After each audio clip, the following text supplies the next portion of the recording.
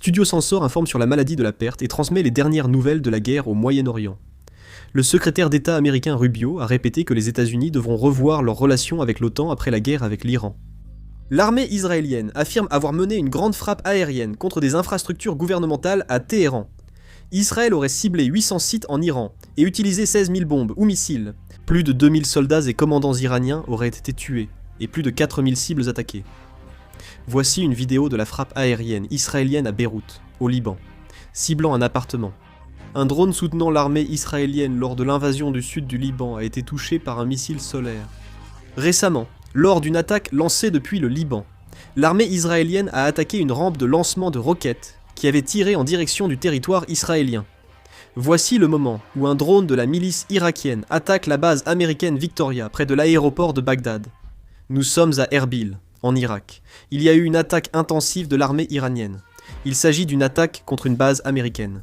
Nous sommes à Erbil, en Irak. Un drone Shahed 136 abattu au-dessus d'Erbil.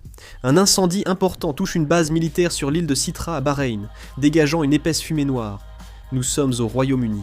Au moins 18 avions d'attaque A-10 de l'US Air Force font escale au Royaume-Uni en route vers le Moyen-Orient. L'Organisation britannique du commerce maritime rapporte qu'un pétrolier a été attaqué par un projectile non identifié à 31 km au nord de Doha, au large du Qatar. La Garde nationale du Nevada a annoncé le déploiement du personnel de la 150e escadre de transport aérien basée à Lido, dans la zone du commandement central américain, pour soutenir les opérations au Moyen-Orient. Les rebelles Houthis du Yémen ont encore tiré un missile balistique vers le sud d'Israël. Le missile avait été intercepté. Le secrétaire d'État Marco Rubio, invité à l'émission Hannity Show de Fox News, a déclaré « La ligne d'arrivée est en vue. Ce ne sera pas aujourd'hui ni demain, mais elle approche bientôt. » Il a ajouté qu'il pourrait un jour y avoir des discussions directes avec les responsables iraniens. Ces propos ont suivi la déclaration du président Trump, selon laquelle les États-Unis pourraient finir leurs opérations militaires contre l'Iran en 23 semaines.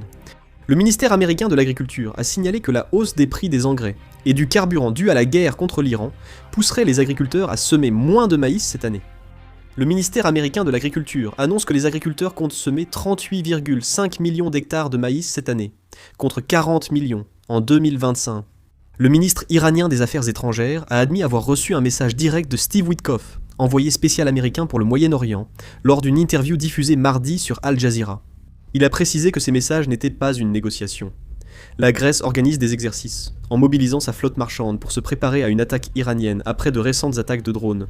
Selon le site web de Fly Dubai, les ressortissants iraniens titulaires d'un visa doré des Émirats Arabes Unis sont exemptés et peuvent entrer ou transiter par les Émirats Arabes Unis.